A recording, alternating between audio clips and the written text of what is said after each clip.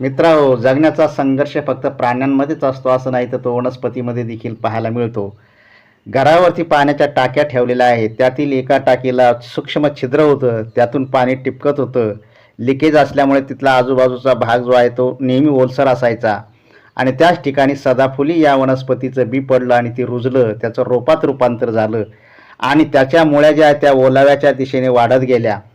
परंतु एक दिवस पाहिलं तर टाकीतलं पाणी टिपकण्याचं बंद झालं, म्हणजे लिकेज निघून गेलं. ते कसं निघालं म्हणून टाकीचं झाकण उघडून पाहिलं तर त्या ठिकाणी त्या झाडाचं किंवा त्या सदाफुली या वनस्पतीची मुळं आत त्या छिद्रातून आतमध्ये गेलेले होते आणि ते छिद्र पॅक झालेलं होतं. त्यामुळे लिकेज निघालेलं होतं, पाणी बाहेर येण्याचं बंद झालं.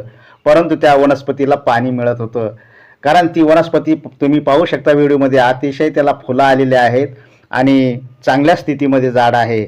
आतमध्ये ते मुळं इतके वाढले गेले की अक्षरशः घनदाट अशा प्रकारचं त्या मुळांचं जाळं त्या पाण्यामध्ये तयार झालेलं आहे आणि भरपूर अशा प्रकारचं पाणी त्याला मिळतंय.